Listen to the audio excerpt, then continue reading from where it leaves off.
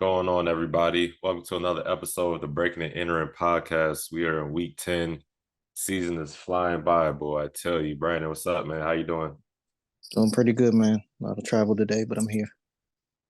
Thank you. Glad you able to safe travels. I'm glad to see you here, man, for sure. Thank you. All right, let's get into this opening drive, everyone.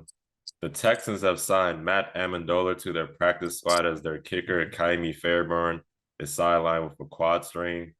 Carson Wentz has signed with the Rams. Mike Vrabel has named Will Levis the starting quarterback for the remainder of the season. I want to talk a little bit about that after this open drive. And linebacker Blake Martinez, if everyone remembers him, has joined the Panthers practice squad. He was previously involved in a Pokemon card scandal where he was accused of scamming buyers on the Whatnot website. But yeah, I want to go back to this Mike Vrabel naming Will Levis as the starting quarterback because Tannehill was like, "Oh yeah, I'm down to do whatever it takes and help Will Levis, and I'll be a mentor and all this."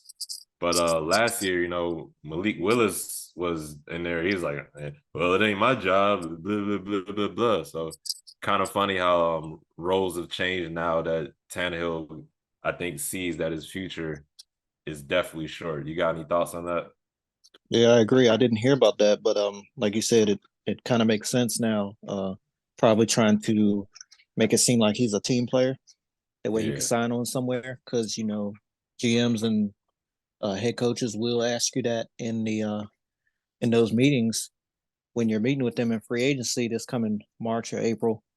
Hey, what was with those comments with um, Malik Willis, and then now you change your tune. So yeah, very Mm-hmm. interesting, like you said, to just to say something like that, and then you got a guy, the rookie coming in now, as Malik Willis was, and you know he's okay to help him or do whatever he can for the team. I think it's just a mess at quarterback down there in Tennessee, and I would not believe, I mean, I would not be surprised if it's not Will Levis for the rest of the year, even though he's came out strong to start. I think it will be a little bit of quarterback carousel to finish the season out there. Mm, got you. Yeah. All right.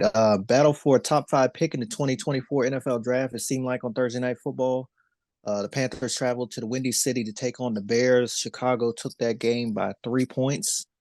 I'll be perfectly honest with you all. I didn't see much of this game, but what I did see when I was in front of Wasn't the much to TV, see. yeah, was a bunch of back and forth. As far as like possessions go, it wasn't a lot of scoring. It seems like nobody could really establish their offensive game plan.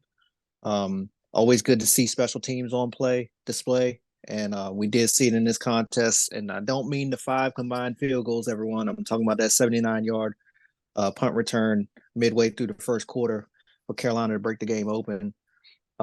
Speaking of Carolina, I almost picked them because I knew Tyson Bagent has tossed several interceptions, and it's only a handful of games to fill in for Justin Fields. But Matt Eberflus and his offensive coordinator decided to pound the rock with Dante Foreman, 80 yards and a touchdown on 21 carries. And get the ball to the playmakers. You had Cole Komet and DJ Moore were pretty much the only guys out there making plays besides the running back there. So, and of course, DJ Moore is facing off against his former team, so that's always fun to watch. Uh, but looks like I was wrong about the Panthers. Everyone, I did kind of say that they was going to do pretty good in NFC South because I really didn't, I think a lot of people besides New Orleans going into the season didn't feel like this South was very strong. But 1-8 right now. They have some pieces offensively. It's just not seem to be clicking together. I know Bryce Young. It seems like the development's taking a little bit longer than his number two pick in C.J. Stroud, the guy that went after him. But now they're competing with the Cardinals for the number one pick in the draft. What do you what are your thoughts on this game? Yeah, you said something that the Bears they got it to their playmakers. I think overall the Bears had better playmakers than Carolina. You said you didn't see much of this game. I said there wasn't much to see. I was Yeah, watching the game, and at one point I got a iPad. I was like let me turn on NBA League passes. This shit is NFL. You might get another bonehead call of the week. I mean, I'm looking at this Sunday night game, Yeah, Raiders at the Jets. I mean, God. I know we all thought Aaron Rodgers is going to be here, but Jesus Christ, I'm tired of seeing the Jets in prime time. But back to yep, this game, though. DJ Moore played against his old team. Montez Sweat made his debut for the Bears. He didn't really do much, but he got a couple pressures on Bryce yeah. Young. And it was just not really too much. I know towards the end of the game, I kind of wish instead of going for the 59-yard field goal, they would have went for it on 4th and 10. I mean, they're 1-8. I mean, you got You got nothing to nothing to lose. lose but more losses. So I would have liked to see them go for it on 4th and 10. I think the coach even admitted afterwards he kind of wish he could have got that one back. But yeah, it was just a boring game. Not too much action. Honestly, it kind of represents the season. Quarterback play from in my opinion, from my view, has been down just a little bit overall this year. Hmm. Yeah. A lot of factors with that. You got a lot of new quarterbacks coming in, injuries, not just with quarterbacks, but with skilled players. And I Yep. think defense are catching up to these offenses. They got these Hmm. coverages where you can't just blow them out the water anymore. I mean, look at that Lions, I'm not the Lions, the Kansas City Dolphins game last week. I thought that was going to be a shootout, but both teams got shut out in different halves. Like, so Hmm. overall, just the offensive for the NFL teams hasn't been as good, and definitely wasn't a good showing last night. But yeah, I'm glad the game's over. Put it that way. That's funny. I agree though. Yeah. We'll talk more about that Sunday night game coming up as well when we look at the rest of week 10. But Broncos and Bills, they'll put a bow on week 10. Speaking of that, they got Monday Night Football on ESPN, 8:15 Eastern, 7 Central, and what's that, 5:15 on the West Coast. Um, there's a reason why the Bills have been on prime time for three straight weeks.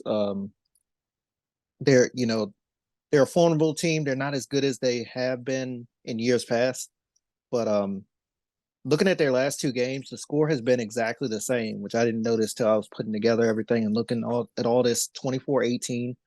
Um, one was a win against Tampa, the other was a loss against Cincinnati.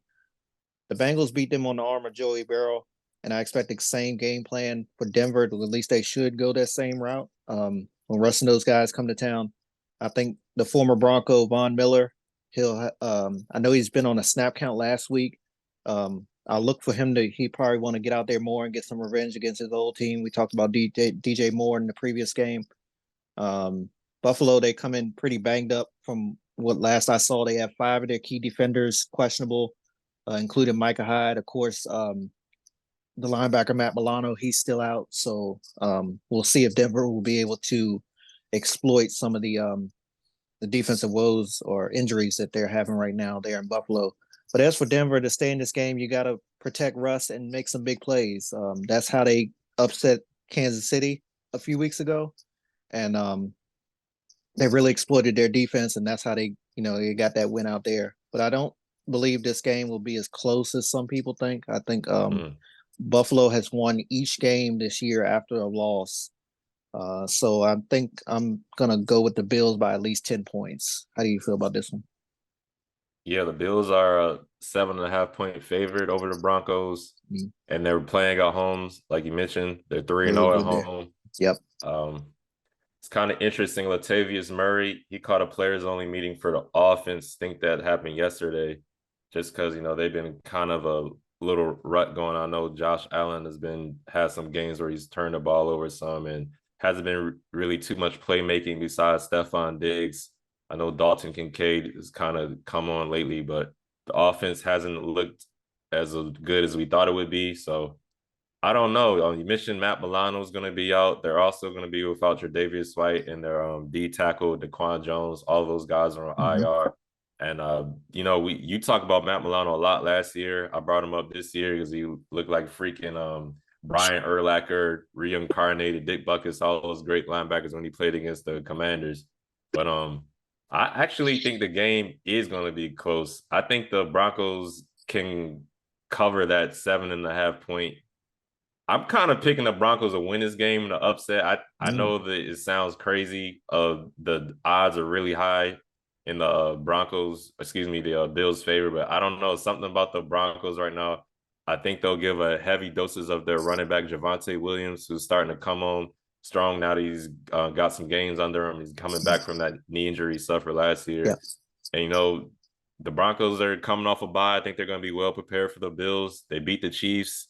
We can all say that Mahomes didn't have his best game, but I think the Broncos had something to do with that. So I yeah, think they're going to be firing on all cylinders, and I think they're going to make this a game, honestly. So I think it's going to be a good.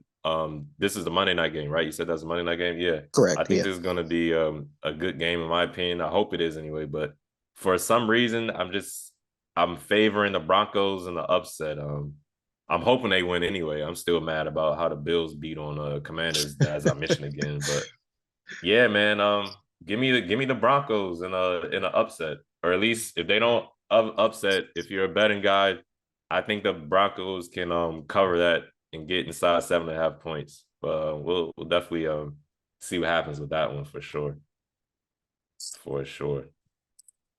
Now let's get into this other game on the AFC. We got the Texans at the Bengals. The Bengals, they are a 6.5 point favorite in this, and they're currently on a 4 game winning streak after starting 1-3. We saw how CJ Stroud went crazy against the Bucks last week. I think he's going to have a more difficult time against this Bengals defense.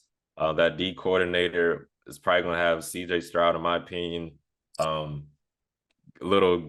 a little headache out there because I know he likes to disguise his coverages. You think he's coming with like an all-out blitz, and then he'll drop like 8 out in coverage. So I kind of think it'll slow down CJ Stroud and force him to make some mistakes. So I'm gonna go with the Bengals of this one, but I wouldn't be surprised if CJ Stroud continues, his great performance coming off last week. But because I believe Sam Hubbard, the DN for the Bengals, is most likely not playing, and I think he's a big addition or a big part of the Bengals defense. But Joey Burrow, I think he'll get the job done. T. Higgins is going to be out, so I'll expect to see a mm. lot more Jamar Chase, Irv Smith, the tight end. I think I'm going to hear his name more, and a good doses of Joe Mixon and crew. But yeah, I'm gonna go with the Bengals on this one. What about you, man? I believe this might be a low key top three game of this week. All the talk this week, as you mentioned, has been on CJ Stroud, rightfully slow. So he's only thrown one interception to 14 touchdowns all season long. I mentioned the connection with Nick Collins last week, and it's improved as time has gone on. And I think they'll continue to show the NFL why they're going to be good moving forward under DeMeco Ryans.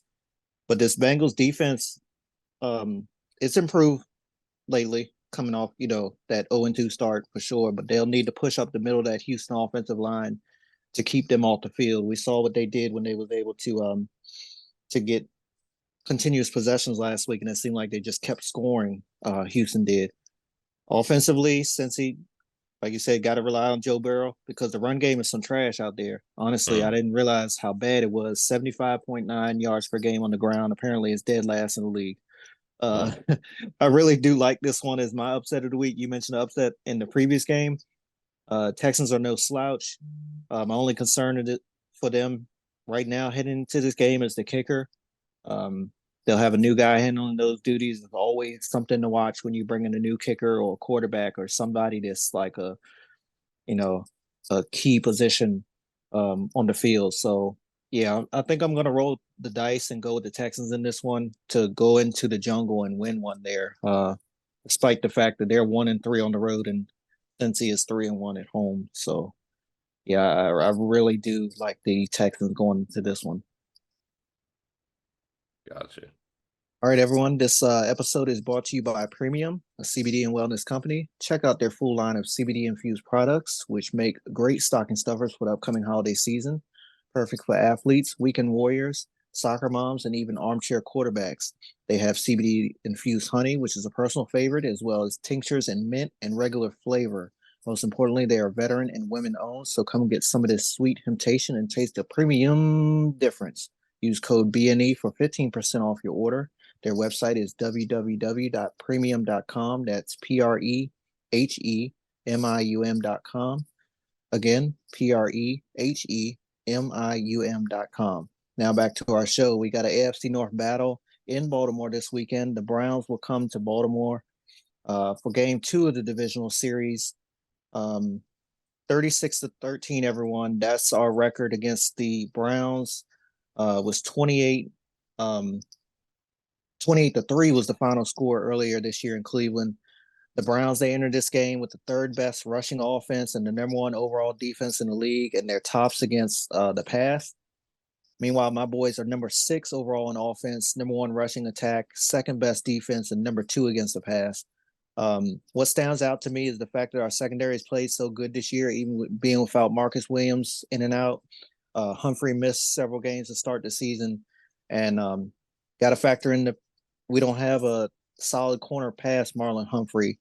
Geno Stone, I talked about him the last couple of weeks. Continue to do what you do out there, and we should win this one.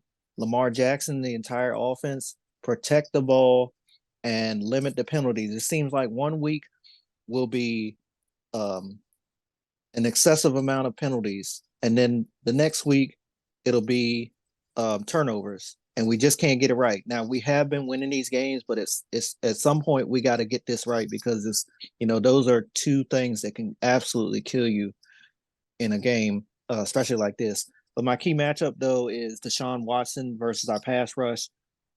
We know he can make some big plays if he gets time to step up into the pocket. And that's where our pass rushers play into it. We have 35 sacks right now, and that's tops in the league, despite the fact that we don't have a premier pass rusher. Even in my eyes, like, it's not somebody like a Myles Garrett, who I'm about to talk about, or Joey Bosa, Nick Bosa, somebody like that, TJ Watt. But I'll also be interested to see who will feature in our run game. We had Keaton Mitchell showed out last week. Still have Gus the Bus. He's a touchdown machine, and Justice Hill comes in and gets those big time splash plays. The speedster on the outside. I just want to run all over that Cleveland defense for sure. But the offensive line, our offensive line, number one key point of emphasis heading in this game, obviously, as I mentioned a few seconds ago, is Myles Garrett. It's easier said than done. He's having himself a defensive player of the year type season. He always seems to have big games against us. But with that being said, I think I'm going to go with my Ravens in this one. We're very difficult to beat at home. And of course, this one is in Baltimore. And I think we do have, we seem to be clicking more than they are, despite their 5-3 record. They're right there in the mix with the other teams in the AFC North. But how do you see this matchup going? Yeah, I agree with you. Ravens are favored by 6. You mentioned that you guys got 35 sacks. I think that could be an advantage your D-line against the Browns O-line, because I believe the Browns will be without their 2 starting tackles, Jedrick Wills Jr. and Jack Conklin. And Conklin's backup, Dewan Taylor, is also supposedly going to be out this week. So it might be a long game for Deshaun Watson and the rushing attack. I know the Browns are doing pretty good in the rushing department, but we'll see how that goes. The Browns are so unpredictable. It's like 1 week they look really good, and the next week they stink. So I don't know. They looked good last week, but it could be that week where they stink again and y'all blow them out like I did against the Seahawks. I want to see if y'all get Odell going more. I know he caught a touchdown last week, even though that was with Tyler Huntley out there. But I want to see if he's going to get more involved in the offense. You mentioned Gus the Bus. I think this is like 2 weeks in a row we have multiple touchdowns. I'm hoping he does it again, because I got him on my fantasy team. So fantasy purposes, Gus Edwards, do your thing, man. I actually put him on my bench just because they're playing the Browns, and I don't know. I also wonder if Myles Garrett I wouldn't consider it bulletin board material. I don't know if they asked him or how the conversation got up, but he said he would prefer Joe Burrow over Lamar Jackson. I wonder if Lamar Jackson saw that comment, if he'll be extra motivated to play or not. But yeah, I think you guys should handle business against the Browns. I like Deshaun Watson, but he's just been so up and down this year. He hasn't been consistent. He hasn't been on the field that much with the injury to his shoulder. It might be a rough and tough game, but it could be one of those AFC North. Who knows what happens? Really Yeah. dirty, a lot of turnovers. Whoever gets the ball last wins type games. But um, I think the Ravens should get the job done though. But I think hopefully it's a good game. I kind of think it's gonna be similar to last week where you guys got out on the Seahawks and just whooped them. I kind of think it's gonna go that way, but I could be wrong. You know, the Browns, I said it earlier in this the season on the show how I don't even want to bet on the Browns or pick games against them no more Yeah. because they're so Yeah. damn unpredictable. But yeah, I'm gonna go with the Ravens. I'm gonna go with the Ravens. All right, let's get to this other game. We got the 49ers at the Jaguars, ladies and gentlemen. The 49ers, they're a 3-point favorite in this game, and the Niners are 3-1 in their last four matchup against the Jacksonville Jaguars. It's going to be kind of interesting to see how that defense looks because the Niners D coordinator Steve Wilkes is going to move down to the field. He said it hopes to improve on the communication out there. Chase Young will be making his debut. He said he sees a difference in the culture between the Niners and Washington. He's not upset about the trade. I wouldn't be either. Shit, going to a team like that. Um, Debo Samuel, he'll be back as well. And I don't think Trent Williams is going to be playing. I think he'll be out again. But I'm looking at the quarterbacks. I think Trevor Lawrence is a better quarterback than Brock Purdy. So I'm giving the Jaguars a good shot of beating the Niners. I could see them losing four straight. But if I were to pick I wanna pick the Niners. I think that defense got a real good splash of Chase Young. I think it's gonna be one of those things where a person leaves Washington and they just blossom at their next location. I mean, he's got Bosa on one side, he's got Fred Warner, a bunch of names and Yeah. good Greenlaw. players Yeah. on that Niners defense who haven't been playing well as of late, but you know, these changes with Steve Wilkes moving down to the field, Chase Young coming into the fold, it could be right back on track as that defense that causes a lot of havoc, makes some turnovers and even scores. So I want to lean on the Niners, but like I said earlier, I like Trevor Lawrence more than I like Brock Purdy. I think the Jaguars are going to make more plays, and I think the Niners are going to lose their fourth straight. Honestly, I like the Jaguars in this one, and I like the Jaguars defense. I like Josh Mm-hmm. Allen. Trayvon Walker, their first round pick, maybe he'll have a game. Maybe, I don't. He's not like Kayvon Thibodeau because Kayvon Thibodeau has been putting together a string of games lately. But maybe Trayvon Walker will have a game where he kind of breaks out and does his thing. But yeah, I'm gonna go with the Jaguars in this one. What about you, man? Jacksonville winners of 5 straight, and of course 49ers losers of 3 in a row. Both teams coming off a bye. Something's got to give. Honestly, like both of these teams, for Jacksonville, Cam Robinson and his O-line mates, they'll have their hands full with Bosa. And you mentioned the new addition, Chase Young, coming over from Washington. Offensively, Jacksonville, they're in the middle of the pack when it comes to their offense. They're not like, when you look at their stats wise, they're not like a top offense, but they're Calvin Ridley and Travis Etienne. They've been making plays, and I think they'll make some plays on Sunday as well. San Fran got to get back to the basics, feed the ball to C-Mac and Kittle. You mentioned Debo will be back. I know they showed a record on the NFL Network, like how different it is for Brock Purdy without Debo versus with him. It's like just one of them guys. It's most definitely he's been missed the games he's been out. But yeah, overall, I think this game is pretty evenly matched. Even though I consider San Fran as one of the best teams in the NFC, if not the best. I know Philly is 7-1 or whatever their record is, 8-1. But like I always say, traveling coast to coast is no joke, and it's it doesn't always go well for the road team for sure. But I'm not going to predict this one just yet. I'll follow up on Monday and let y'all know if my pick was right or not. But yeah, if I had to, I'm leaning towards the home team, but I'm not going to say that I'm picking them just yet. I think I got to wait a little bit closer to the game. All right, everyone. Full slate of games, of course, in week 10. Colts and Patriots, they'll be on early. They're in Germany on Sunday. Saints at Vikings, Packers at Steelers, Titans at Bucks. The late windows includes Falcons at Cardinals, Lions at Chargers, Cowboys will host the Giants, Commanders at Seahawks, Jets at Raiders on Sunday Night Football. You mentioned that Sunday Night Football game should have been flexed out, basically. um, which of these games are you looking forward to watching, and give us your lock pick of the week? Definitely gonna take a look at the Lions Chargers game. Trying to wake up and watch a little bit of the Colts Patriots game, but honestly, that game might put me back to sleep. Definitely gonna look at the Saints at the Vikings game to see how Dobbs looks. Another week with that Vikings offense. Justin Jefferson is listed as questionable, but I'm not sure if he'll play. I doubt it.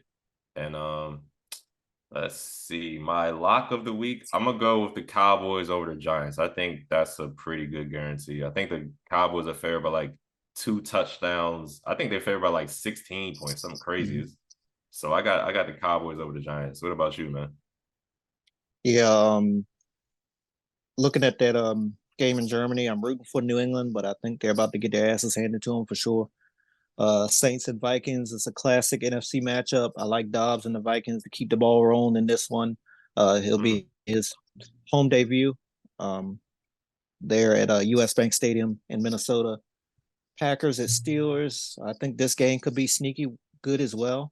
Tomlin Yeah, has those guys playing well, and of course the Packers, they're fresh off a blowout win against the Rams. Lions and Chargers, I'll definitely have my eyes on this one. Two of the better offenses, playmakers on both teams on those sides of the ball. And the Chargers defense hadn't been very good this year as well. The Lions has improved, but they still have some work to do as well. Cowboys and Giants down there in Jury World. Giants, they might as well forfeit this one, honestly. It's not looking good. Um, yeah, just it's gonna be a long day for those Giants and the Giants fans. As you mentioned, the Jets and Raiders, another sleeper on Sunday Night Football. Not to mention we gotta listen to Chris Collinsworth, so that's just a double whammy there. My lock, I'm gonna go same route as with you as well. Dallas Cowboys against the Giants. If I had to pick someone else, I think Buffalo against the Denver Broncos on Monday Night Football. got you. And of course, I gotta mention Colorado. They're playing Yep, against Arizona this weekend. Arizona's ranked number 23rd, 21. Yeah, something like that. 21, excuse me. Yeah. I I don't know, Colorado. I think y'all might get 2, 3 more wins this season. I don't know if it'll be against Arizona. That O line and the D line are just not making enough plays. So it might be another long game for Colorado, man. I agree. I didn't realize like how many ranked teams they've been having to play down the stretch. It's like it's tough. So I think they're 4-5 on the season right now. As you mentioned, Mhm. in the trenches they're just having problems, and it's been a problem all season. Um, I think they're at home Saturday, and I think it's a 12 o'clock start if I'm not mistaken, or midday. So I'll try to catch a little bit of that. But yeah, good luck to them. They'll definitely need it.